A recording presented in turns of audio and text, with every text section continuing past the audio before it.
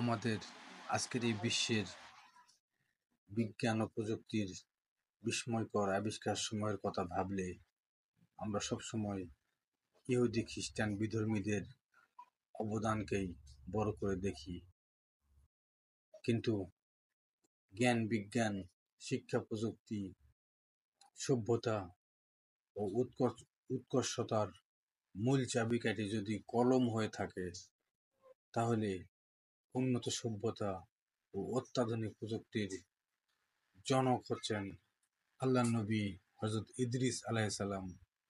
বাইবেলে যাকে হানক বা ইনোচ বলে উল্লেখ করা হয়েছে, তিনি পৃথিবীর ইতিহাসে প্রথম কলম আবিষ্কার করেন। তিনি জ্যোতির্বিদ্যা ও অঙ্কশাস্ত্র, লৌহ ও ধাতবের ব্যবহার তিনি প্রথম শুরু করেন।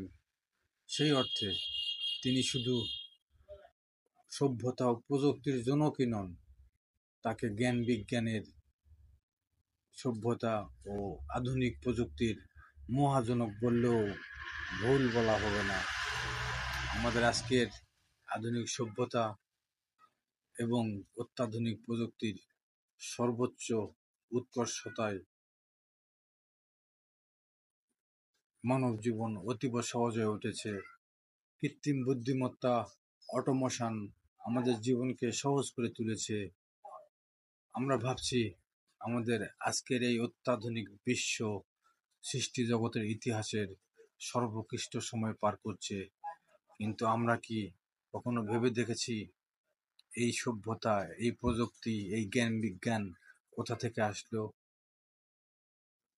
আমরা আজকের পর এটাই খুঁজে দেখার চেষ্টা করব যে এই সভ্যতা, এই জ্ঞান বিজ্ঞান, এই প্রযুক্তি